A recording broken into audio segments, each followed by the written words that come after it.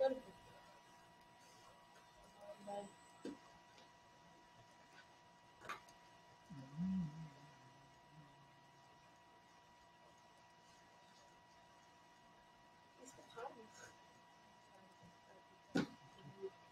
है, हटा दिया।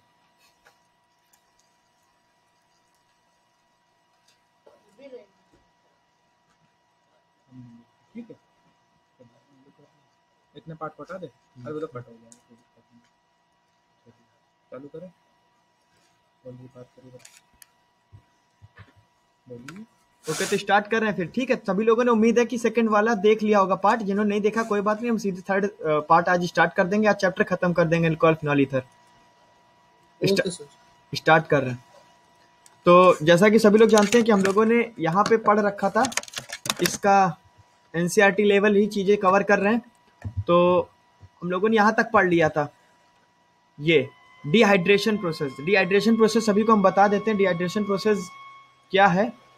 तो removal of water from any alcohol, any type of alcohol. तो यहाँ पे हम लोगों ने एक 3 डिग्री एल्कोहल लिया हुआ है, वहां से वाटर को जब रिमूव करेंगे तो हमें डबल बॉन्ड वाला एक प्रोडक्ट मिलेगा, अनसेचुरेटेड कंपाउंड मिलेगा, एल्कीन। और डिहाइड्रेटिंग एजेंट हमारा H2SO4 होता है। यहाँ पे H2SO4 हमारा डिहाइड्रेटिंग एजेंट है और एनहाइड्रस जिंक क्लोराइड की प्रेजेंस में सब हुआ था। तो यहाँ से हम लोगों ने इसको बनाना सीख लिया था। हम इसको बार बार डिस्कस नहीं करेंगे। अब हम लोग सीधे आते हैं ऑक्सीडेशन पे। सभी को पता है कि अगर हम लोग किसी भी कार्बोक्सिलिक ग्रुप को रिडक्शन करा देते हैं, कार्बोक्सिलिक ग्रुप जैसे कि RCOOH ये होता है, या कोई भी कार्बोनिल ग्रुप जैसे कि एल्डिहाइड, कीटोन, ईस्टर, ये सब का जब हम लोग रिडक्शन करते थे तो हम लोगों को एल्कोहल मिलता था। लेकिन अगर हम इसी का उल्टा कर दें, यानी एल्कोहल का ऑक्सीडेशन कर दें, तो हमको फर्दर कार्बोनिल ग्रुप्स मिलने लगेंगे, यानी कि एल्डिहाइड, कीटोन, कार्बोक्सिलिक एसिड मिलने लगेगा। लेकिन याद रहे, अगर हम लोग एल्कोहल का, जैसे कि हमारा एल्कोहल है 2 डिग्री एल्कोहल है, क्योंकि ये जो कार्बन जिससे OH जुड़ा हुआ है वो फर्दर 2 और एल्किल ग्रुप से जुड़ा है, तो 2 डिग्री एल्कोहल है। तो 2 डिग्री एल्कोहल का अगर हम लोग ऑक्सीडेशन कर दें तो हमें कार्बोक्सिलिक ग्रुप मिलता है। और कार्बोक्सिलिक ग्रुप में के कौन कौन से में आता है? RCOOH, यानी कि कार्बोक्सिलिक एसिड आता है। कुछ लोग कह रहे होंगे यहाँ तो एल्डिहाइड कीटोन लिखा हुआ है।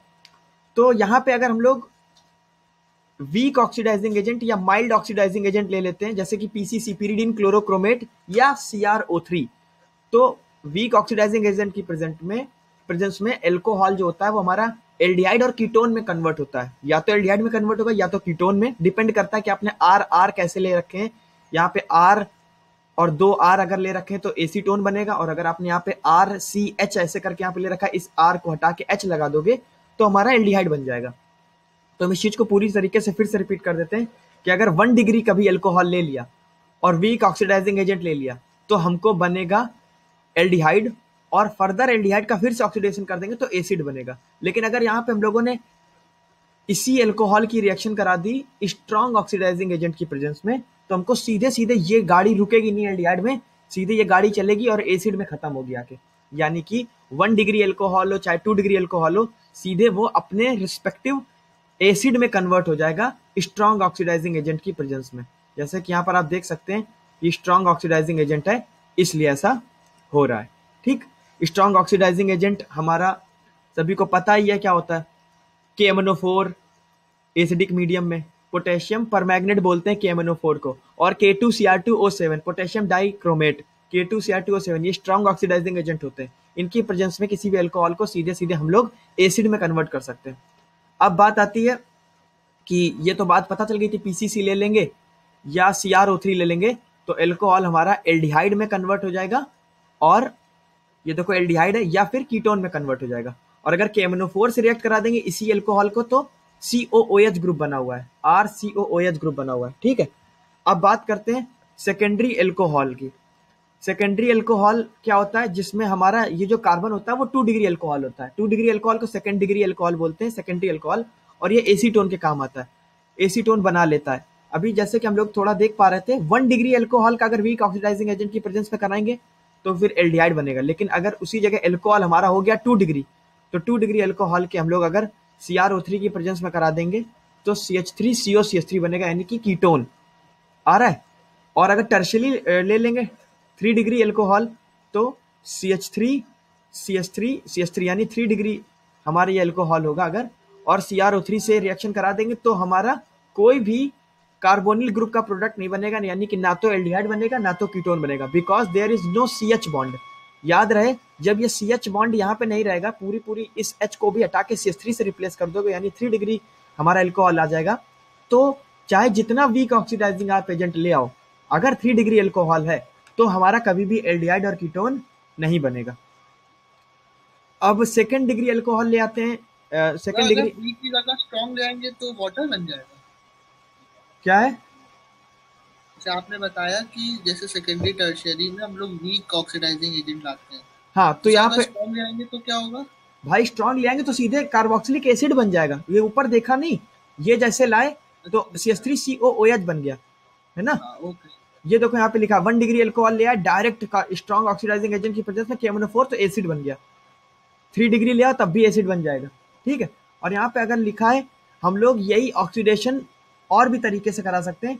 इस ऑक्सीडेशन प्रोसेस में हम लोगों को जो कॉपर है वो 300 डिग्री सेल्सियस पे अगर रख दें, तो अगर 1 डिग्री अल्कोहल की ऑक्सीडेशन करा देते हैं कॉपर को 300 डिग्री सेल्सियस पे, यानी इसको बोलते हैं रेड हॉट कॉपर।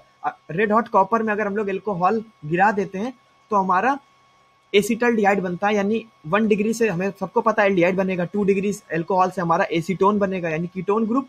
तो CH3CH2OH से हमारा एथिल अल्कोहल एथिल अल्कोहल कह रहे हैं, अल्कोहल से हमारा एल्डिहाइड बनेगा, इसको बोलते हैं एसिटल्डिहाइड। और यहाँ पे हमारी कॉपर एज अ कैटलिस्ट की तरीके बिहेव करता है, ऑक्सीडाइजिंग एजेंट होता है ये 300 डिग्री सेल्सियस पे, बाकी इसमें इसको कन्वर्ट कर देता है।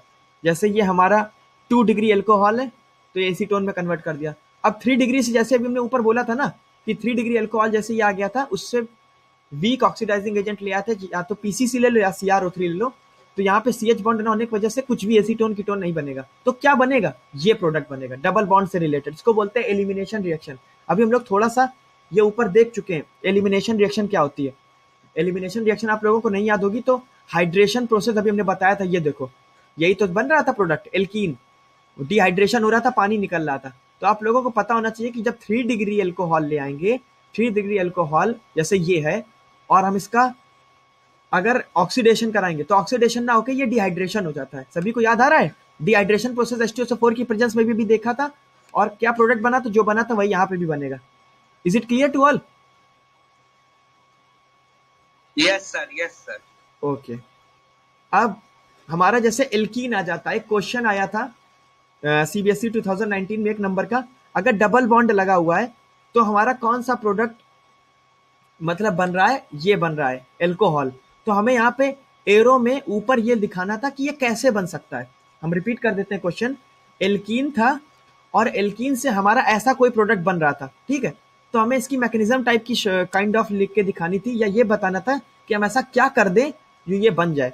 तो हम फिर से आपको बता दें कि अभी ऊपर हम लोग देख क्या थे ना, ये वाली रिएक्शन हाइड्रेशन, और हमने आपको ये बताया था ये रिवर्सिबल रिएक्शन होती है, यानी अगर हम इसमें पानी हटा रहे हैं यहाँ से तो डेफिनेटली प्रोडक्ट साइड में पानी मिलेगा, और अगर हम यहाँ से इसका पानी रिमूव नहीं करते हैं तो ये रिएक्शन उल्टी हो जाएगी, रिवर्स हो जाएगी।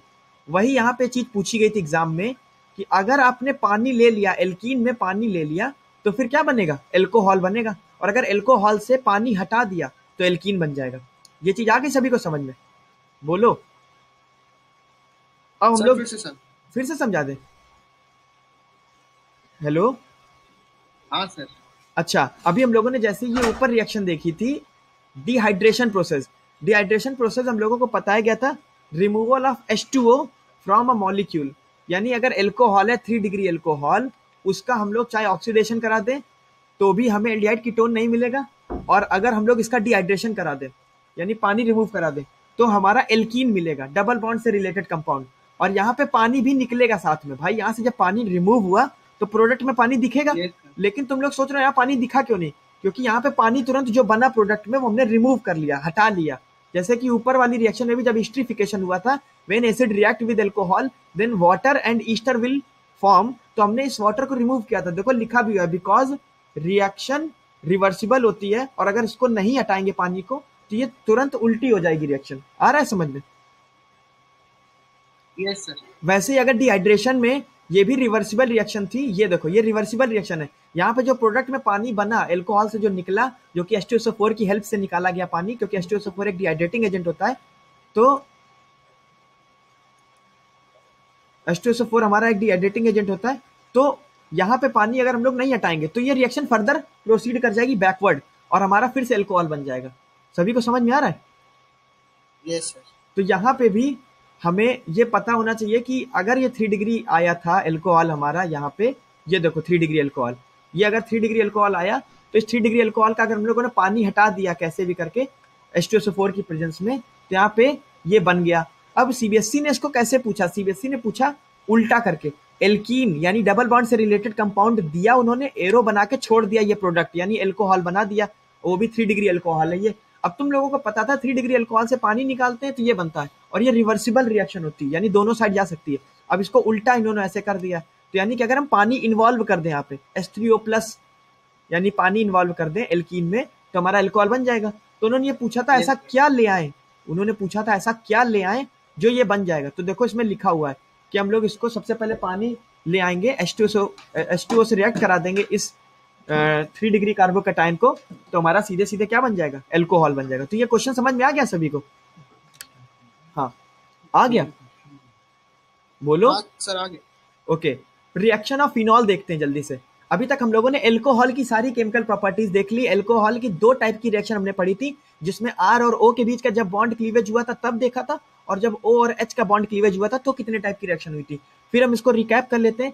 जब हमारा O और H के बीच का बॉन्ड ब्रेक हुआ था तो ये न्यूक्लियोफाइल की तरीके बिहेव कर रहा था, और जब R और O के बीच का बॉन्ड ब्रेक हुआ था तो ये इलेक्ट्रोफाइल की तरीके बिहेव कर रहा था। और मैंने ये भी बताया कि R और O के बीच का जब बॉन्ड ब्रेक हुआ था और जो रिएक्शन हुई थी, तो डायरेक्ट ये एल्कोहल इलेक्ट्रोफाइल की तरीके बिहेव नहीं कर रहा था, ये प्रोटोनेटेड एल्कोहल बना था पहले, है ना, उसके बाद ये इलेक्ट्रोफाइल की तरीके बिहेव कर रहा था। अब बात आती है फिनॉल्स की। फिनॉल में इलेक्ट्रोफिलिक एरोमेटिक सब्स्टिट्यूशन, ये क्या होता है? इसको हम लोग बहुत आसानी से समझेंगे क्योंकि बहुत सरल चीज है, लेकिन इसमें बस कुछ चीजों का याद रखना जो अभी हम बोलेंगे।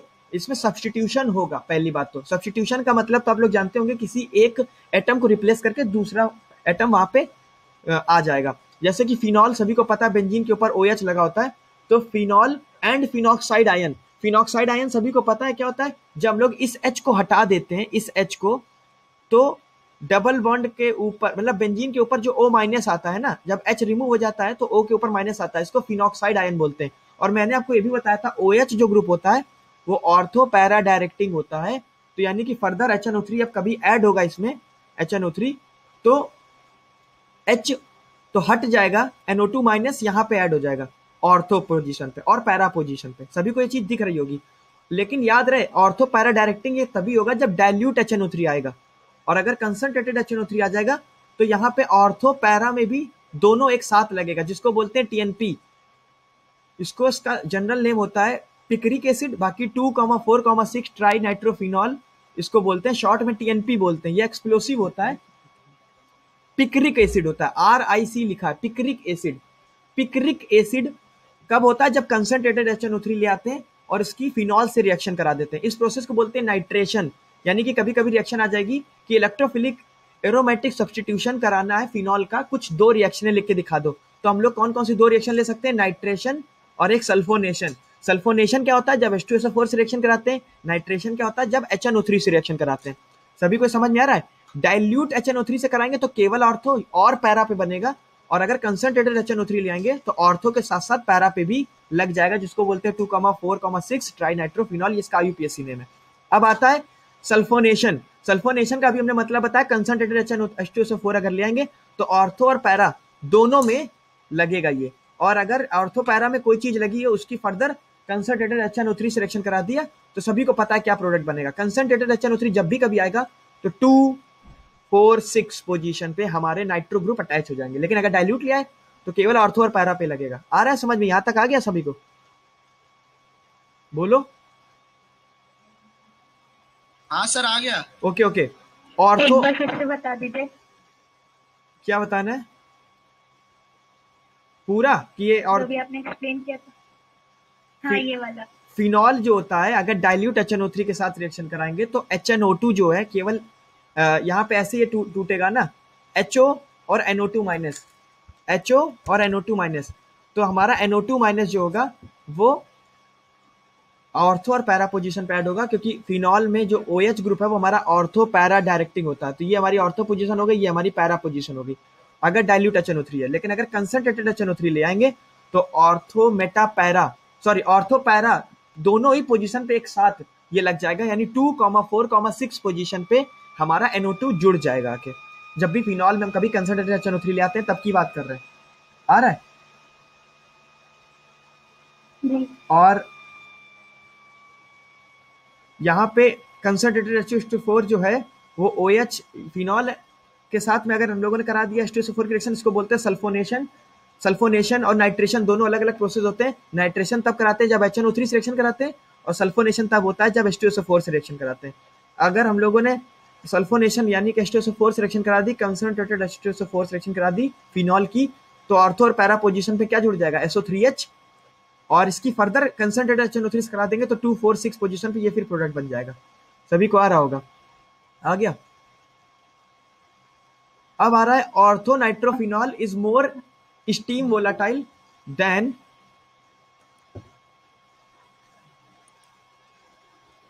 Ortho nitrophenol is more steam volatile than para nitrophenol. Why? अब इसमें लिखा है ortho nitrophenol is more steam volatile than para nitrophenol. तो अभी हम लोगों को ऊपर ये चीज दिखाई गई है कि ये ऑर्थो नाइट्रोफिनॉल है और ये पैरा नाइट्रोफिनॉल है।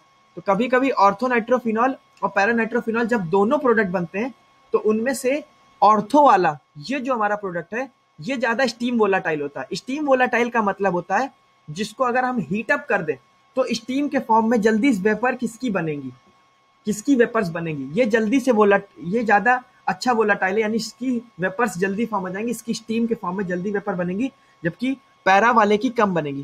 क्वेश्चन हमारा यही है, ऐसा क्यों? तो देखो यहाँ पे एक्सप्लेन किया गया है, पेपर में पूछा गया था वाई, 2 बार आ चुका है, 2014 में भी और दिल्ली बोर्ड में भी आ चुका है। दिल्ली बोर्ड अलग होता है सीबीएसई बोर्ड से, 2019 में उन लोगों ने पूछा था। तो इसको समझने की कोशिश करते हैं। Ortho nitrophenol is steam volatile, या कह सकते हो is more steam volatile than that of para nitrophenol because intramolecular hydrogen bonding इसमें प्रेजेंट होती है, while para nitrophenol is less volatile due to intermolecular hydrogen bonding. अब जो बच्चों को इंट्रा और इंटर नहीं पता है उनको हम बता दें, जैसे आप लोगों ने कभी सुना होगा इंटर कम्युनिकेशन और एक होता है इंट्रा कम्युनिकेशन। तो इंटर कम्युनिकेशन होता है जब दो लोगों के बीच बात करी जाती है, जैसे अभी हम बात कर रहे हैं और आप लोग सुन रहे हैं, फिर आप लोग बोल रहे हैं हम भी सुन रहे हैं, तो ये इंटर कम्युनिकेशन है। लेकिन इंट्रा कम्युनिकेशन होता है जब कोई आदमी खुद से कम्युनिकेट करता है।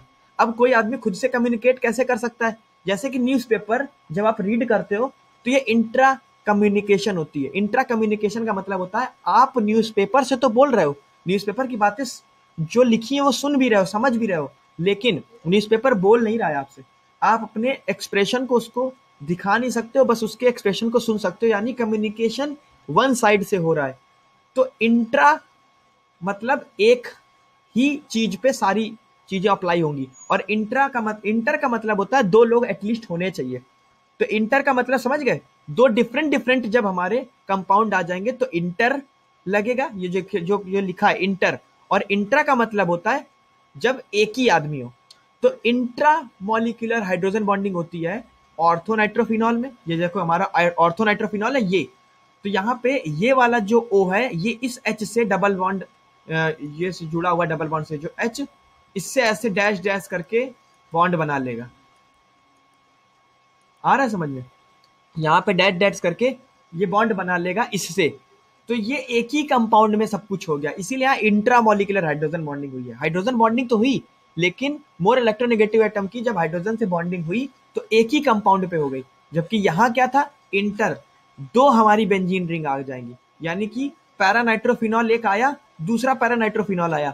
इस वाला O और H का अगले वाले अगली वाली बेंजीन के नाइट्रो ग्रुप से हाइड्रोजन बॉन्डिंग हो रही है, और इसके नाइट्रो ग्रुप की अगले वाले बेंजीन के OH से हो रही है। समझ में आ रहा है क्या हम बोलना चाह रहे हैं? बोलो। हाँ यस सर। ओके। तो स्टीम वोलाटाइल का मतलब यही होता है कि जब अकेले ये होगा ना एक ही कंपाउंड, तो ये जल्दी से टूट जाएगा और स्टीम बना देगा, जबकि यहाँ पे दो दो लोग आ गए तो स्टीम बनने में टाइम लगेगा। ठीक है, अब हेलोजिनेशन पढ़ लेते हैं। हेलोजिनेशन सभी को पता है भाई कि हेलोजन ऐड होने वाला है, यानी कि अब फर्दर हेलोजन कहाँ ऐड होगा सभी को पता है, ऑर्थो पैरा पोजीशन पे ऐड होगा। तो यहाँ पे Br2 ले आए, ऑर्थो पे लगा दिया और पैरा पे लगा दिया। आ रहा है समझ में? अब यहाँ पे ये देखते हैं Br2 की अगर पानी के साथ रिएक्शन करा दी, अभी तो यहाँ पे CHCl3 लाए थे, CHCl3 को क्लोरोफॉर्म बोलते हैं, और CH2 लाए थे कार्बन डाइसल्फाइड। कार्बन डाइसल्फाइड और क्लोरोफॉर्म की प्रेजेंस में अगर Br2 की रिएक्शन कराएंगे तो केवल और केवल ऑर्थो और पैरा पे लगेगा। सभी लोगों को बता दें यहाँ पे ऑर्थो में हमारा माइनर प्रोडक्ट होता है, पैरा मेजर प्रोडक्ट होता है। ड्यू टू सिमिट्री, इसमें सिमिट्री लग रही है इसलिए मेजर प्रोडक्ट होता है। और इस ऐसा भी बोल सकते हो इसमें रिपल्शन थोड़ा सा हो जाएगा O और Br का, इस वजह से कम बनता है, लेकिन बनते दोनों है।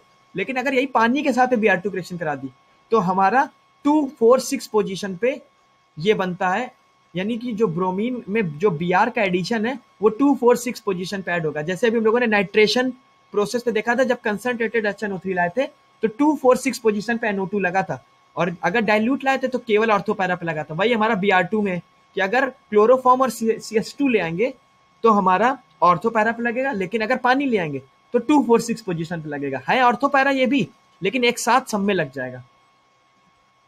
ओके, ये हो गया हेलोजिनेशन। हेलोजिनेशन प्रोसेस उम्मीद है सभी को समझ में आ गया होगा। अब अगर फिनॉल के साथ में मेटा पोजीशन पे कभी भी CH3 लगा हुआ है तो इसको बोलते हैं मेटाक्रिसॉल। सभी को याद आ रहा होगा मेटाक्रिसॉल।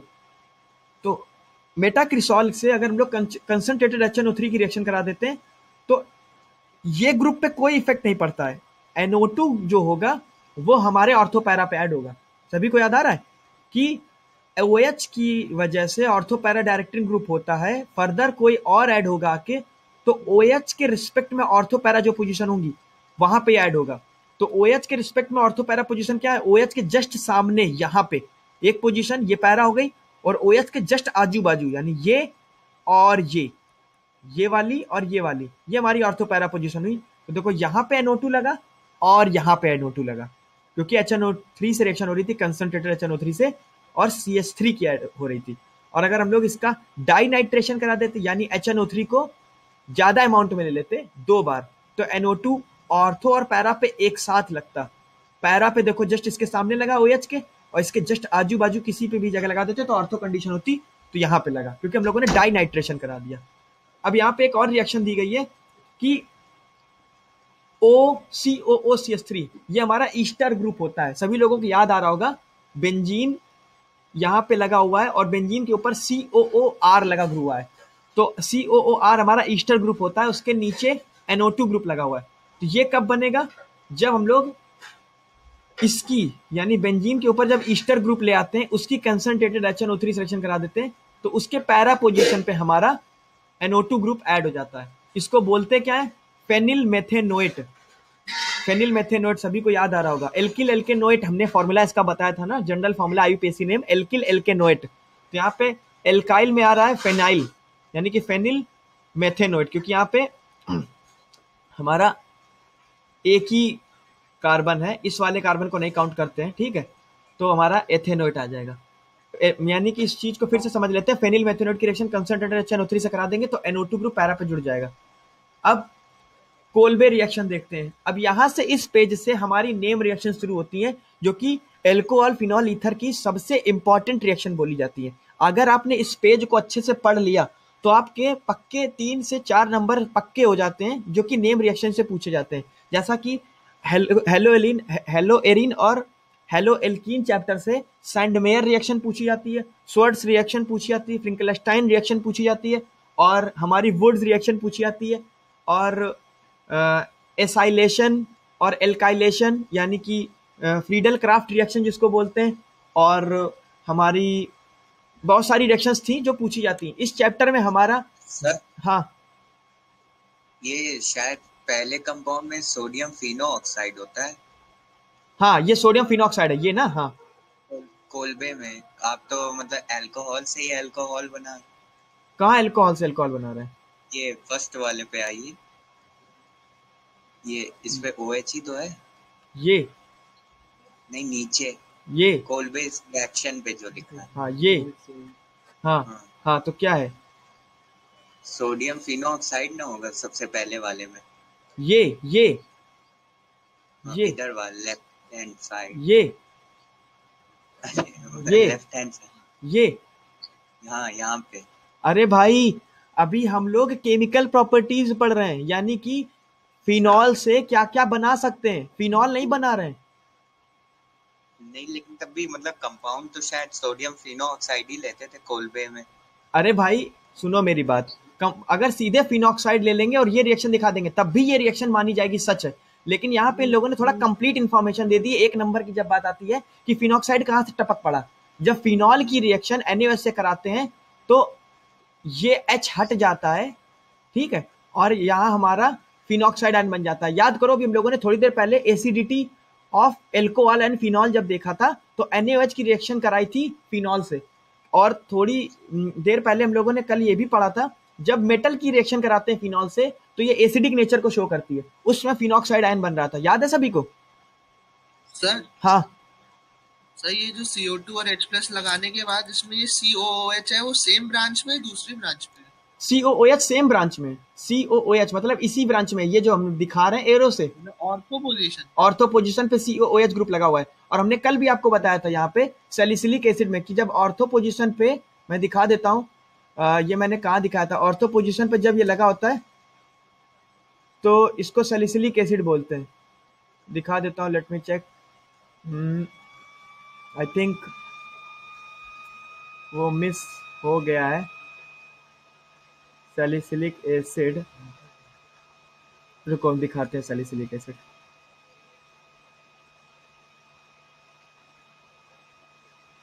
सैलिसिलिक एसिड अभी हम दिखाते हैं आपको। हमने ये देखो सैलिसिलिक एसिड है। हमने कहा था जब OH फिनॉल इसको बोलते हैं, जब बेंजीन में फिनॉल लगा होता है, फिनॉल के ऑर्थो पोजीशन यही तो हुए जहां जहां ग्रीन पे हम स्पॉट कर रहे हैं, ये वाला और ये वाले। तो जब फिनॉल में ऑर्थो पोजीशन पे COOH ग्रुप लगा होता है, हमने कल इसको बताया था टाइम देके, तो इसको सैलिसिलिक एसिड बोलते हैं। और जब CHO ग्रुप लगा होता है तो इसको बोलते हैं सैलिसल्डिहाइड। तो कोल्बे प्रोसेस के थ्रू हम लोग सैलिसिलिक एसिड को प्रिपेयर करते हैं। और अब ये रिएक्शन किसकी लिखी हुई है? एस्प्रिन बनाने की। यानी कि अगर आपको एक चेन टाइप की बनानी हो अपने दिमाग में, ब्रेन मैप में, तो ऐसे बना सकते हो कि हम लोग कोल्बे रिएक्शन से, यानी फिनॉल से पहले NaOH के साथ रिएक्शन कराते हैं, फिनॉक्साइड आयन बनाते हैं, फिर CO2 और H+ के साथ में रिएक्ट कराते हैं तो हमारा सैलिसिलिक एसिड बनता है। फिर सैलिसिलिक एसिड की रिएक्शन कराते हैं एनहाइड्राइड के साथ। एनहाइड्राइड में हमने आपको बताया था ये वाला H, फिर से मैं रिपीट कर देता हूँ, ये वाला H और ये पूरा इतना उड़ जाता है, इतना पूरा उड़ जाता है और ये बन जाता है आपका, आ रहा है? तो ये हो जाता है CH3COOH, एसिटिक एसिड उड़ जाता है और यहाँ पे CO और CH3 जुड़ जाता है आके, ऐसा। तो इसको COOCH3 तो बोलेंगे, ठीक है? तो इसको बोलते हैं एस्प्रिन। लेकिन ये है हमारा सैलिसिलिक एसिड। तो सैलिसिलिक एसिड से हमारा एस्प्रिन कैसे बनता है, ये एक अलग रिएक्शन हो गई। और जब फिनॉल में ऑर्थो पोजीशन पे सैलिसिलिक एसिड बनता है तो ये हमारा फिनॉल का केमिकल प्रॉपर्टी हो गई। और फिनॉल की केमिकल प्रॉपर्टी हमें कैसे पता चली? क्योंकि हम लोगों को पता चल गया था कि कोल्बे रिएक्शन में फिनॉल से जब NaOH की रिएक्शन कराते हैं या सोडियम मेटल की रिएक्शन कराते हैं तो उस समय हमारा फिनॉक्साइड आयन बनता है। और फिनॉक्साइड आयन की जब रिएक्शन CO2 और H+ से कराते हैं तो हमारा यही बनता है सैलिसिलिक एसिड। ओके, अब आती है रीमन टीमन रिएक्शन। रीमन टीमन रिएक्शन में हमारी क्लोरोफॉर्म और NaOH की रिएक्शन ले लेते हैं फिनॉल के साथ में, है ना? ये हमारा CH Cl3 क्लोरोफॉर्म है और NaOH ले लेते हैं।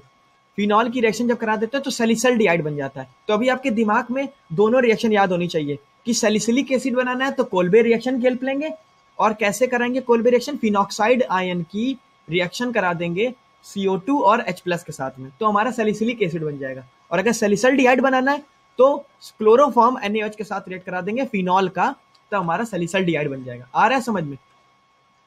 बोलो। Yes sir. और इसकी मैकेनिज्म को थोड़ा सा इन लोगों ने तोड़ के दिखाया हुआ कि इंटरमीडिएट प्रोडक्ट ऐसा कुछ बनता है O- Na+। याद आ रहा है सभी को? ये चीज हम लोगों ने अभी जब एसिडिटी ऑफ फिनॉल पढ़ा था तो एक्सप्लेन किया था, ONA बनता था, याद आ रहा है?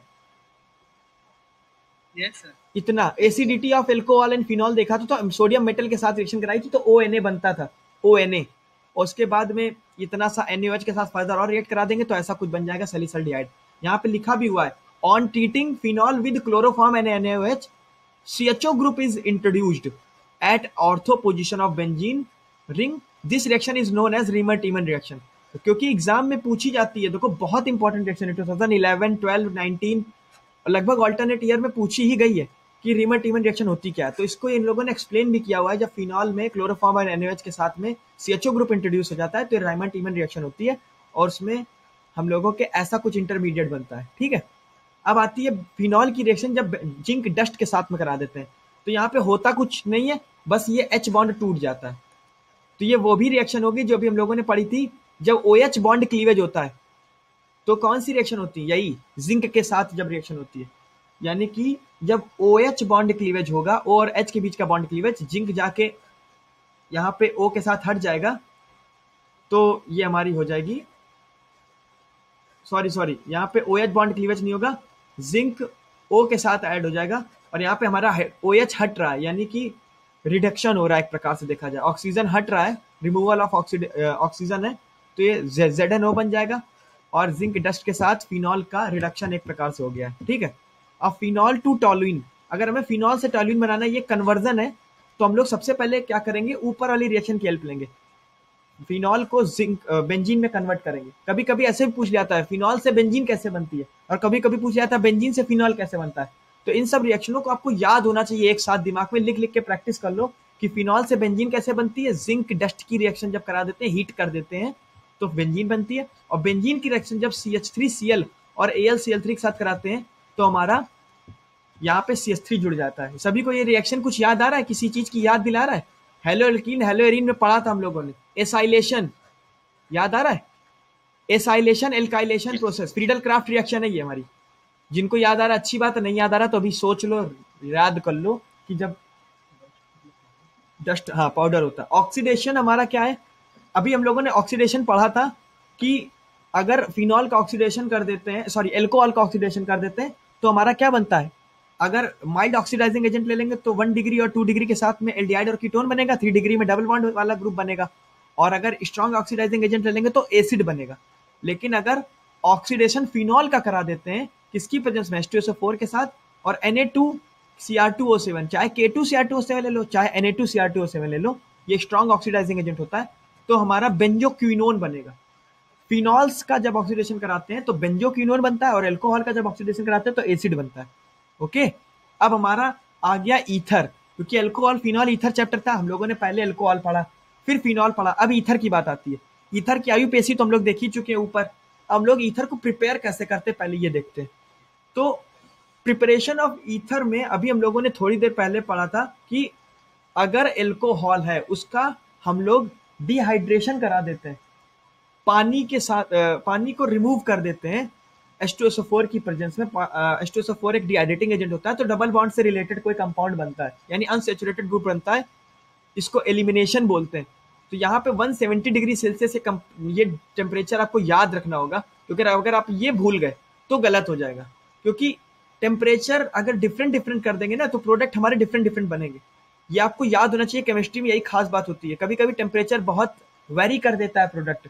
देखो आप लोग यहाँ पे गौर करके देखो, तो अगर 170 डिग्री सेल्सियस लिया गया रिएक्शन, 170 डिग्री सेल्सियस, तो प्रोडक्ट हमारा आ रहा है CH2 डबल बॉन्ड CH2। लेकिन अगर इसी एथिल अल्कोहल के दो हमने कंपाउंड ले लिए, दो मॉलिक्यूल ले लिए, और कंसंट्रेटेड H2SO4 लिया, पानी तो जरूर निकालेगा क्योंकि H2SO4 एक डिहाइड्रेटिंग एजेंट होता है। लेकिन अगर किसी ने 140 डिग्री सेल्सियस टेम्परेचर ले लिया, यहाँ पे 140 डिग्री सेल्सियस टेम्परेचर है, तो ये प्रोडक्ट ना बन के हमारा ईथर बन जाएगा, ROR। ईथर हमारा ROR होता है, जबकि ईस्टर क्या होता है, RCOOR। ईस्टर कैसे बनता है, when acid react with alcohol then ester and water will form. Ester की फ्रूटी स्मेल होती है। और ईथर कैसे बनता है, जब हमारे H2SO4 की प्रेजेंस में डिहाइड्रेशन होता है 2 मॉलिक्यूल्स ऑफ अल्कोहल का, तो हमारा पानी तो रिमूव होगा ही, लेकिन टेम्परेचर याद रखना है 140 लेना है। और अगर टेम्परेचर बढ़ा दिया, सिंगल मॉलिक्यूल भी ले लिया अल्कोहल का, तो हमारा H2SO4 की प्रेजेंस में पानी तो निकलेगा लेकिन डबल बॉन्ड बन जाएगा। ये दोनों रिएक्शन सभी को समझ में आ रही है? यस हाँ सर। ये क्या? Yes sir. ओके, तो अभी हम लोग ये देख रहे हैं कि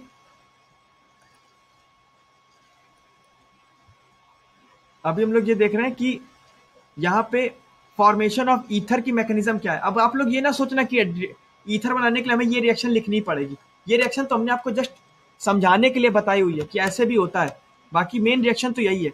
अब आपको फॉर्मेशन ऑफ ईथर देखना है, फॉर्मेशन ऑफ ईथर की मैकेनिज्म, ये जो ऊपर बना था इसकी मैकेनिज्म देखनी है। तो सबसे पहले हमने आपको बताया था कि जो एल्कोहल होता है वो जब इलेक्ट्रोफाइल की तरीके बिहेव करता है, यानी कि जब हमारा क्लीवेज होता है आर और ओ के बीच का बॉन्ड, जब हमारा आर और ओ के बीच का बॉन्ड क्लीवेज होता है, यानी कि इसके बीच का बॉन्ड क्लीवेज होता है, तो हमारा एल्कोहल प्रोटोनेटेड एल्कोहल कहलाता है, एल्कोहल प्रोटोनेटेड एल्कोहल कहलाता है। याद आ रहा है सभी को? तो ये हमारा Yes, sir. ये वाला जब बॉन्ड ब्रेक होगा तो आर और ओ के बीच का बॉन्ड ब्रेक हो रहा है, तो प्रोटोनेटेड एल्कोहल पहले बना। यहाँ पे एल्कोहल हमारा इलेक्ट्रोफाइल की तरीके बिहेव कर रहा है और उसके बाद दूसरे एल्कोहल की रिएक्शन करा दी ताकि इस प्लस में ये लोन पेयर फर्दर अटैक कर दे और हमारा ईथर बन जाए। याद आ रहा होगा हम लोगों ने उस टाइम पे यहाँ पे बी आर माइनस का एडिशन कराया था, अगर किसी को याद आ रहा हो, इस प्लस पे बी आर माइनस का एडिशन कराया था। Yes, sir. हाँ, तो यहाँ पे SN2 रिएक्शन होगी, बैक साइड अटैक होगा और यहाँ पे ईथर बन जाएगा।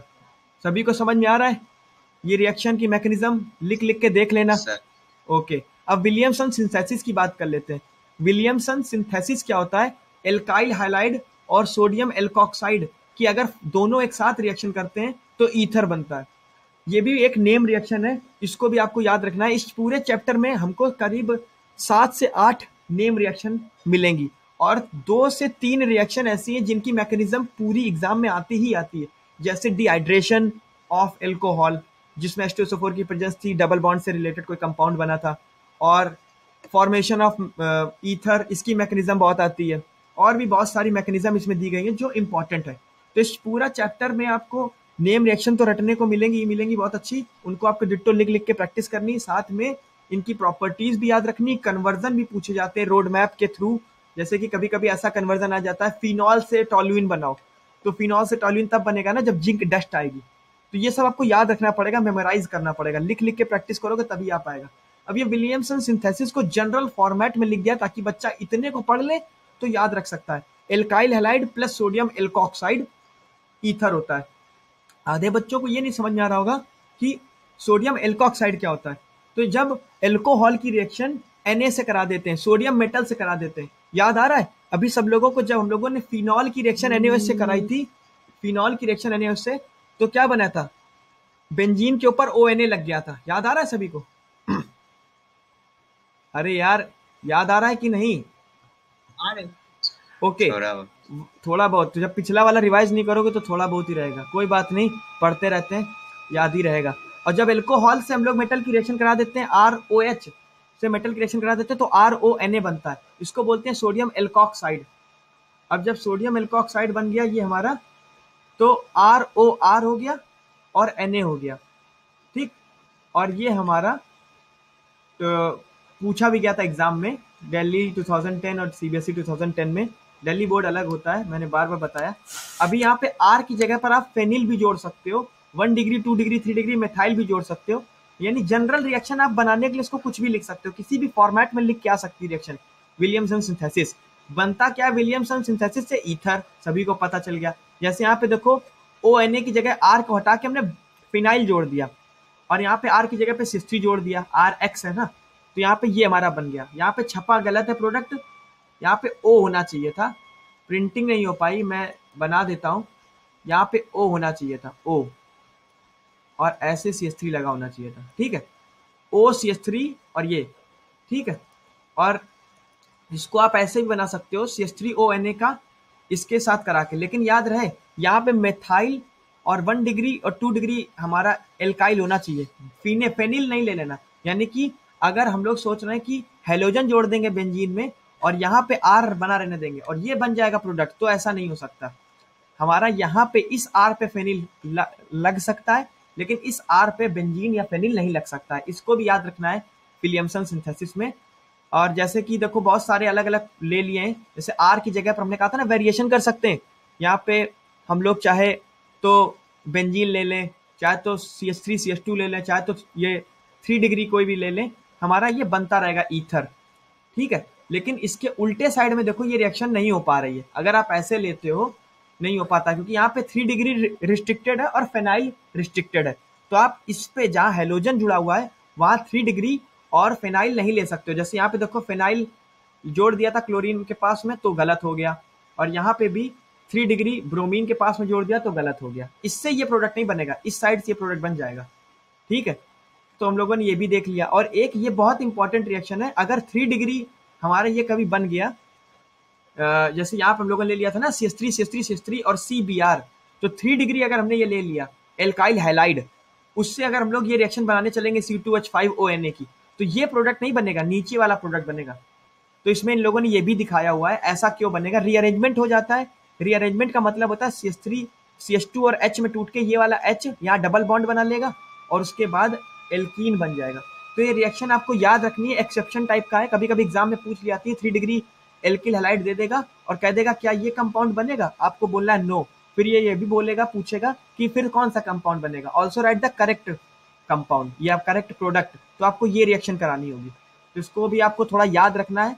अब आती है ईथर, तो फॉर्मेट हमने कर लिया, हम लोगों ने ईथर को प्रिपेयर कर लिया। अब ईथर की केमिकल प्रॉपर्टीज देख लेते हैं। सभी को याद होगा कि ईथर की ROR की रिएक्शन जब एल्किल हैलाइड के साथ करा देते हैं, HX के साथ करा देते हैं। ये एल्किल हैलाइड तो नहीं है क्योंकि यहाँ पे एल्किल ग्रुप नहीं लगा हुआ है, ये HX लगा हुआ है, जैसे HCl HBr, तो उसमें हमारा RX बन जाता है और R-OH बन जाता है। ये भी आप हेलो एल्किल हेलोरीन चैप्टर में पढ़ चुके होंगे कि ईथर से एल्किल हैलाइड कैसे बनाते हैं। इसकी मैकेनिज्म भी इंपॉर्टेंट है, थोड़ा सा देख लो, मैं इस पे बता देता हूँ। ROR अगर हमारा ये है और उस पे सबसे पहले ये प्रोटोनेटेड एल्कोहल बनने की कोशिश करेगा, क्योंकि यहाँ पे जो लोन पेयर है वो H+ के एक्सेप्ट करके प्रोटोनेटेड होंगे। जैसे अभी हम लोगों ने आपको बताया था कि RO के बीच की क्लीवेज तभी पॉसिबल है जब प्रोटोनेटेड एल्कोहल बनता है, ऐसे प्रोटोनेटेड ईथर बन जाएगा। ये हमारा प्रोटोनेटेड ईथर है। ठीक है, हालांकि इसको कुछ लोग एल्कोहल की तरीके भी समझ रहे होंगे, लेकिन ये एल्कोहल नहीं है क्योंकि जो H है वो कार्बन पे नहीं अटैच है, ईथर ही है ये प्रोटोनेटेड ईथर है। फिर यहाँ पे X- यानी कि Br- अटैच करेगा, कुछ भी Br- ले सकते हो, Cl- ले सकते हो, यहाँ पे अटैक करेगा। और if R- is a small alkyl group, तभी ये अटैक हो पाएगा। अगर यहाँ पे हिंड्रेंस बहुत ज्यादा है, बहुत भीड़ भाड़ है, तो ये अटैक यहाँ से ना करके इस साइड अटैक करेगा, क्योंकि अगर भीड़ भाड़ इधर बहुत ज्यादा है तो अटैक यहाँ से होगा। अगर यहाँ पे एल्काइल ग्रुप छोटा है तो यहाँ से अटैक कर देगा, तो R-X बन जाएगा। अटैक होने के बाद ये निकल जाएगा और SN2 रिएक्शन होगी, बैक साइड अटैक होगा। हिंड्रेंस नहीं होना चाहिए बैक साइड अटैक के लिए, ROH बन जाएगा हमारा और RX। ये सब देखो हम लोगों ने रिएक्शन जो पढ़ी थी वही प्रोडक्ट बन रहे हैं। ठीक है, और कभी अगर प्रोटोनेटेड ईथर में अगर हमारी हिंड्रेंस ज्यादा है, यानी ये जो R- है या ये वाला R है, ये 3 डिग्री है, बहुत ज्यादा हिंडर्ड है, यानी कि भीड़ भाड़ बहुत ज्यादा है। 3 डिग्री का मतलब होता है CH3 लगा हुआ है, तो हमारा SN1 रिएक्शन होगी और RX और R-OH तो बनेगा, लेकिन जो हमारा R है, ये वाला R, ये 3 डिग्री ग्रुप होना चाहिए और ये वाला R- वो भी 3 डिग्री ग्रुप होना चाहिए। समझ में आ रहा होगा सभी को कि SN2 SN1 इस रिएक्शन में इन्वॉल्व हो रही है और ये रिएक्शन बहुत इंपॉर्टेंट है, इसको आपको लिख लिख के देखना है। आज ये चैप्टर खत्म हो जाएगा, केवल 2 पेज ही डिस्कस करने को रह गए। कल इस चैप्टर का हम टेस्ट भेजेंगे, सभी को करना है। तो जिन्होंने अभी तक ये नहीं पढ़ा है वो चैप्टर अच्छे से पढ़ते रहें और कोशिश करें कि ये चैप्टर का एक रिवीजन टाइप का कर लें, जिससे मेंस में भी ये चैप्टर पक्का हो जाए और बोर्ड के लिए तो फायदा होएगा ही होएगा। ऑर्गेनिक जितनी अच्छी आप कर लोगे उतना ज्यादा आपको बोर्ड में फायदा मिलेगा, इवन एग्जाम कॉम्पिटेटिव एग्जाम्स में भी मिलेगा, क्योंकि केमिस्ट्री जितना ज्यादा स्कोरिंग कर सकते हो, इतने ज्यादा अच्छे से स्कोर हो जाएगा, उतना फिजिक्स और मैथ में नहीं हो पाएगा। इसलिए केमिस्ट्री को थोड़ा ज्यादा टाइम दो, जितना फिजिक्स में देते हो अगर 2 घंटे, तो केमिस्ट्री में भी 2 घंटे दे दोगे तो ज्यादा नंबर आ जाएंगे। तो इसको पढ़ लेना थोड़ा सा, जिन्होंने नहीं अभी पढ़ा है वो लाइटली ले रहे हैं, क्या वीडियो अपलोड हो जाते हैं, ठीक है हम देख लेंगे। कोई नहीं देखता है, नेवर कम्स टुमारो, कभी आता नहीं है कल। ठीक है, कि आप लोग सोच रहे हो हम कल कर लेंगे। CH3O जैसे अभी यहाँ RR की जगह लिखा हुआ है, तो सभी को पता है ये लेस हिंडर्ड है, तो यहाँ पे कौन सी रिएक्शन पॉसिबल होगी, SN2 बैक साइड अटैक हो रहा है, देखो यहाँ पे बन गया। लेकिन अगर यहीं पे CH2 CH3 आ रहा है तो यहाँ अटैक किस पे होगा, I- अटैक करेगा यहाँ पे जो लेस हिंडर्ड है। समझ में आ रहा है, और यहाँ पे कहाँ अटैक करेगा, इस जगह पर देख ही रहोगे। अटैक वहां हो रहा है जहां पे लेस हिंड्रेंस है, यहाँ पे लेस हिंड्रेंस है, यहाँ पे लेस हिंड्रेंस है, तो वहां पे अटैक हो रहा है। सभी को आ रहा होगा समझ में, है ना? I am audible to all? Yes sir. Yes, okay yes. तो HI वही हमारा प्रोडक्ट आ गया। अभी तक हम लोग ROR को डिस्कस कर रहे थे, जैसे ROR है। अब इस R को हटा के अगर किसी बच्चे ने सोचा हम लोग कुछ एक्सपेरिमेंट करें और यहाँ पे फिनाइल जोड़ दिया तो क्या होगा, लेट्स सी। तो यहाँ पे हम लोगों ने फिनाइल जोड़ दिया, ROR की जगह फिनाइल जोड़ दिया और HI से रिएक्शन करा दी, तो भी हमारा प्रोडक्ट बन जाएगा। ठीक है, ये इसको बोलते हैं मेथॉक्सीबेंजीन। ठीक है, अभी हम लोगों ने इसको भी ऊपर देखा था बनाते हुए। तो इसकी मैकेनिज्म भी वही है, जहाँ हिंड्रेंस कम होगी वहां पे अटैक I माइनस करेगा। तो देखो I माइनस ने वहां अटैक किया जहाँ पे हिंड्रेंस कम थी, ये देखो I माइनस ये जो है हमारा वहां पे अटैक कर रहा है जहाँ हिंड्रेंस कम है। बेंजीन में तो बहुत ज्यादा भीड़ भाड़ है, वहां अटैक नहीं करेगा, I माइनस वहीं पे अटैक करेगा जहाँ हिंड्रेंस कम है। तो आपको ये रिएक्शन की मैकेनिज्म अपने दिमाग में ऐसे याद रखनी है कि ईथर पहले प्रोटोनेटेड एल्कोहल प्रोटोनेटेड ईथर बनेगा, फिर वहां पे X माइनस का अटैक होगा वहां पे जहाँ पे हिंड्रेंस कम होगी। यहाँ पे हिंड्रेंस देखो बहुत कम थी, CH3 लगा हुआ है, यहाँ पे बेंजीन लगी हुई, तो यहाँ पे ही होगा। तो अटैच इसने यहाँ पे किया, ये वाला नहीं हुआ। ठीक, अब इस पे देख लेते हैं। ये ऐसे भी लिखा हुआ है कि due to double bond character it is tough to break this bond. ये वाला बॉन्ड ब्रेक नहीं होगा क्योंकि यहाँ डबल बॉन्ड फॉर्मेशन हो जाएगा। सभी को पता ये रीजन, हेलोएल्किन हेलोरीन में भी ऐसा कुछ आया था जिसमें सभी को पता था कि SOCl2, सभी को ये रिएक्शन याद होगी, बेंजीन ऐसे बनी हुई थी। मैं रिएक्शन दिखा देता हूँ। हेलोएल्किन हेलोरीन में एक रिएक्शन ऐसे आई थी, यहाँ पे फिनॉल था। ठीक है, यहाँ पे OH था और SOCl2 ऐसे यहाँ पे बना हुआ था, यहाँ पे SOCl2 था, SOCl2। यहाँ पे कह रहे थे क्या बेंजीन बन जाएगी, मतलब हेलोएल्केन एरीन बन जाएगा। तो इसका रीजन था नहीं बनेगा। और सेम यही रीजन था क्योंकि डबल बॉन्ड इस साइड जब आ जाएगा तो ब्रेक करना इसको टफ होगा। यहाँ पे Cl अटैच नहीं होगा। आधे बच्चों को लग रहा होगा क्यों नहीं होगा, उसका रीजन जाके हेलोएल्किन हेलोएरीन पे पढ़ लें। ये रिएक्शन नहीं होगी। ठीक, ये रिएक्शन नहीं होगी, गलत है। ठीक है, अब हम लोग थोड़ा सा आगे बढ़ते हैं। यहाँ पे डबल बॉन्ड की वजह से ये बॉन्ड ब्रेक नहीं होगा, तो जाहिर सी बात है यार हिंड्रेंस की वजह से वही अटैचमेंट होगा। अब ये आ गया, जैसे कि यहाँ पे RR की जगह पर हमने अब की बार और बल्कि ग्रुप लगा दिए। तो ऐसा नहीं है बल्कि ग्रुप आ जाएंगे तो I माइनस अटैक नहीं करेगा, अटैक करेगा, लेकिन वही बात है थोड़ा मैकेनिज्म चेंज हो जाएगी। मैकेनिज्म हमारी SN1 हो जाएगी, SN1। ठीक है, यहाँ पे बैक साइड अटैक नहीं होता, फ्रंट साइड अटैक होता। तो देखो I माइनस ने अटैक किया फ्रंट साइड, सीधे सीधे इस पे, पीछे से नहीं आया क्योंकि बेंजीन लगी हुई थी, बेचारा भीड़ भाड़ पहले भी देख के डर गया, बेंजीन बड़ी होती है। तो यहाँ पे उसने फ्रंट साइड अटैक कर दिया, इस बॉन्ड इस वाले कार्बन पे और इस वाले कार्बन पे, तो ये बन गए हमारे। ठीक है, अब आता है electrophilic substitution reaction. Electrophilic substitution reaction क्या होती है? इलेक्ट्रोफिलिक सब्स्टिट्यूशन रिएक्शन में हमारा एनिसॉल होता है। इसका भी हमने आपको बताया था ना कि मेथॉक्सीबेंजीन भी बोलते हैं, इसका कॉमन नेम एनिसॉल भी होता है। तो एनिसॉल से अगर हम लोग रिएक्शन कराना चाहते हैं Br2 की एथेनोइक एसिड की प्रेजेंस में, तो OCH3 हमारा ऑर्थो पैरा डायरेक्टिंग ग्रुप होता है, आप लोगों को ये पता होगा। तो यहाँ पे OCH3 एनिसॉल जो है एक प्रकार का ईथर की कैटेगरी में ही आ रहा है। तो ईथर की केमिकल प्रॉपर्टीज हम लोग देख रहे हैं कि ईथर में जब लोग Br2 की रिएक्शन कराते हैं तो Br भी हमारा ऑर्थो पैरा पे ही ऐड होगा, और पैरा वाला मेजर होगा हमेशा की तरीके, और जो ऑर्थो वाला होगा वो माइनर होगा। ठीक है, और OCH3 हमारा मेथॉक्सी ग्रुप होता है, इसको ईथर भी बोल सकते हैं। यहाँ पे लिखा OCH3 is a plus M group which is ortho para directing, सभी को पता होगा। ठीक है, हेलोजिनेशन फ्रीडल क्राफ्ट रिएक्शन जैसे हम लोगों ने वहां पे पढ़ी थी हेलोएल्किन हेलोरीन में, सेम रिएक्शन यहाँ पे होगी कि CH3Cl AlCl3 आ जाएगा। तो यहाँ पे ऑर्थो पैरा पोजिशन पे CH3 ऐड होगा, ये देखो CH3, और माइनर मेजर तो आपको पता होगा, पैरा वाला मेजर होगा और ऑर्थो वाला माइनर होगा, और CH3 OCH3 ये कभी आ जाए तो यहाँ पे ये चीज लग जाएगी। ठीक, तो ये हमारा फ्रीडल क्राफ्ट रिएक्शन में एसाइलेशन एल्काइलेशन था, नेम रिएक्शन है, ये आपको पता होगी। एनिसॉल इसको बोलते हैं। नाइट्रेशन में HNO3 से रिएक्शन होती है, लेकिन याद रहे नाइट्रेशन में HNO3 डायरेक्ट कराओगे तो काफी प्रॉब्लम होगी, तो हमें H2SO4 एक एसिडिक मीडियम लेना पड़ता है। हालांकि HNO3 भी एक एसिड है, बट H2SO4 इसको प्रमोट करता है ताकि HNO3 आसानी से ऐड हो जाए, यानी कि NO2 आसानी से ऐड हो जाए। तो ऑर्थो पैरा पे NO2 भी आसानी से ऐड हो जाएगा। अब इस पूरे चैप्टर को हम लोग खत्म कर चुके हैं। यहाँ पे कुछ इंपॉर्टेंट कन्वर्जन है जो कि इस पूरे चैप्टर को हेल्प करेंगे समझने में। कन्वर्जन कैसे कैसे आते हैं एग्जाम में, जैसे लिखा फिनॉल टू एनिसॉल। अब अगर हमें कभी कभी फिनॉल पता है कैसा होता है OH, और हमें एनिसॉल बनाना है, OCH3 यहाँ पे लाना है, तो कैसे लाएंगे? तो कोई ऐसी रिएक्शन अभी तो हम लोगों ने ऊपर पढ़ी नहीं है कि डायरेक्ट ये बना ले, लेकिन हाँ हम लोगों ने ये जरूर पढ़ रखा है कि हम लोग फिनॉक्साइड आयन ऐसे बना लेते हैं NaOH से रिएक्शन करा के, और उसके बाद SN2 रिएक्शन करा लेते हैं। अभी जस्ट हम लोगों ने ऊपर देखा, याद होगा आप लोगों को, ऊपर हम लोगों ने यही तो देखा है, ROR होता है, ये देखो ROR होता है, तो यहाँ पे हम लोग ऐसा कुछ अटैचमेंट करा देते हैं। तो यहाँ पे भी वही सब सीन है, आप लोगों को याद आ रहा होगा देख के कि OH में O- और Na+ होगा, और Br- वहाँ पे जाके जुड़ने की कोशिश करेगा, NaBr बनाएगा, और CH3 यहाँ पे जुड़ जाएगा, OCH3 बन जाएगा। तो फिनॉल टू एनिसॉल कन्वर्जन आप लोगों को पता चल गया होगा।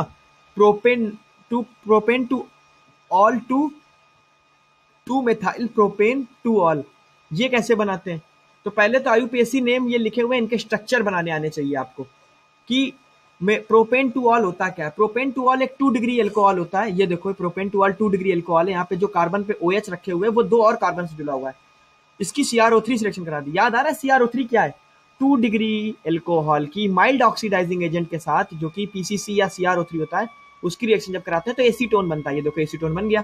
अब एसीटोन की रिएक्शन करा दी ग्रिगनार्ड रिएजेंट से, तो हमारा ग्रिगनार्ड रिएजेंट आप लोगों ने तो देखा होगा, ऐसा होता है, उसकी पानी के साथ फर्दर रिएक्शन कराते हैं। ये तो आप लोगों ने एल्कोहल फॉर्मेशन में पढ़ा था, रिएक्शन विद ग्रिगनार्ड रिएजेंट, तो हमारा ये प्रोडक्ट बनता है। आप उसको रिकॉल कर लेना, आपको आ जाएगा। और एनिलीन टू फिनॉल, एनिलीन क्या होता है? बेंजीन के ऊपर जब NH2 ग्रुप जुड़ा होता है, याद आ रहा है सभी को? ये एनिलीन टू फिनॉल कैसे बनाया था हम लोगों ने? ये प्रिपरेशन ऑफ फिनॉल में हम लोगों ने पढ़ा था कि सैंड मेयर रिएक्शन की तरीके यहाँ तक होता है, उसके बाद गर्म पानी डाल देते हैं तो यहाँ तक हो जाता है, बेंजीन डाइजोनियम सॉल्ट बनता है। ये हमने बार बार बोला था आपको कि वहाँ पे Cu2Cl2 ले यस लेते हैं, Cu2Cl2 ले लेते हैं तो यहाँ पे Cl लग जाता है, लेकिन H2 और वार्म वाटर ले लेते हैं तो OH लग जाता है। अब यहाँ पे आया बेंजाइल क्लोराइड की रिएक्शन, बेंजाइल एल्कोहल में कैसे कन्वर्ट करेंगे? तो बेंजाइल क्लोराइड क्या होता है? हमने आपको बताया था बेंजीन के ऊपर एक कार्बन होना चाहिए, उस कार्बन से कोई क्लोरीन जुड़ा होना चाहिए, इसको बेंजाइल बोलते हैं ग्रुप। अगर केवल हेलो एरीन बोलते हैं तो ये CH2 गायब होता, बेंजीन के ऊपर सीधे Cl लगा होता, उसको बोलते हैं हेलो एरीन। लेकिन अगर बेंजीन के पास में एक कार्बन जुड़ा, उस कार्बन से कोई Cl जुड़ा, उसको बोलते हैं बेंजाइल क्लोराइड। बेंजाइल क्लोराइड से इस Cl को हटा के OH लाने के लिए केवल NaOH की ही औकात है जिसको ऐसा कर सकता है। NaCl को लपेट ले जाएगा, OH को यहाँ डाल देगा, तो ये हमारा बन गया। ल्यूकास रिएजेंट क्या होता है? ल्यूकास रिएजेंट एक ऐसा रिएजेंट होता है जिसको हम लोग बोलते हैं HCl और ZnCl2। HCl और ZnCl2, HCl कंसंट्रेटेड HCl और एनहाइड्रस जिंक क्लोराइड को ल्यूकास रिएजेंट बोलते हैं। ल्यूकास रिएजेंट हमारा होता है कंसंट्रेटेड HCl और एनहाइड्रस जिंक क्लोराइड। इसका टेस्ट हम लोग करते हैं, ल्यूकास टेस्ट बोला जाता है। हम लोग 1 डिग्री 2 डिग्री 3 डिग्री एल्कोहल को टेस्ट करते हैं। 1 डिग्री 2 डिग्री 3 डिग्री एल्कोहल कैसे पहचानेंगे? ल्यूकास टेस्ट से। तो एग्जाम में पूछ लिया जाता है कि अगर 1 डिग्री हमने एल्कोहल ले लिया, कोई बॉटल में 1 डिग्री एल्कोहल है, उसमें हमें बताया नहीं गया कि कौन 1 डिग्री है, तो उसकी हम लोग ल्यूकास टेस्ट से रिएक्शन करा देंगे। अगर हमें धुंधलापन मिल गया, यानी टर्बिडिटी, मिल्की तरीके से रिएक्शन कुछ कंपाउंड बन गया, अगर 30 मिनट में मिला, यानी बहुत देर बाद, तो ये 1 डिग्री होगा। और अगर हमें टर्बिडिटी बहुत जल्दी मिल गई, विद इन 5 मिनट में मिल गई, तो ये हमारा 2 डिग्री एल्कोहल होगा। और अगर मैं 3 डिग्री एल्कोहल से ल्यूकास रिएजेंट की रिएक्शन करा दी और हमें टर्बिडिटी मिली लेकिन बहुत जल्दी मिल गई, सेकेंड्स में मिल गई, तो हमको बोलेंगे 3 डिग्री एल्कोहल है। तो एक बात पता चली कि ल्यूकास रिएजेंट के लिए 3 डिग्री एल्कोहल बहुत तेजी से रिएक्शन देता है, 2 डिग्री एल्कोहल उससे कम, और 1 डिग्री एल्कोहल सबसे कम देता है। 3 degree than 2 degree than 1 degree. तो ल्यूकास टेस्ट का यूज हम लोग 1 डिग्री 2 डिग्री 3 डिग्री एल्कोहल को आइडेंटिफाई करने के लिए करते हैं। Phenol does not give this test, ये भी इंपॉर्टेंट है। ल्यूकास टेस्ट हम लोगों को फिनॉल नहीं देता है। तो अब हम लोगों का चैप्टर खत्म हो चुका है, उम्मीद है सबको समझ में आ गया होगा। किसी को कुछ अभी डाउट है तो पूछ सकता है, और कल हमारा एक टेस्ट होगा इसी पे बेस्ड, उसको देना होगा, मैंडेटरी है। जो लोग दे लेंगे, मैंडेटरी लाइफ में कुछ नहीं होता है, छोड़ दोगे तो अपना नुकसान करोगे, जो लोग देंगे उनका फायदा होगा डेफिनेटली। तो ठीक है, this is all from my side. किसी को और कुछ पूछना है, डाउट, तो पूछ सकते हो। Yes, bye sir. Okay, bye. Sir आ गए। Okay okay okay. Bye sir. Bye. Turbidity क्या होता है? क्लोज ना करिए। टर्बिडिटी क्या होता है? अरे वो बच्चे तो आए थे 5 क्या? लूम को बंद करो, सब चले जैसे लूम को बंद करो। बच्चे आते हैं 5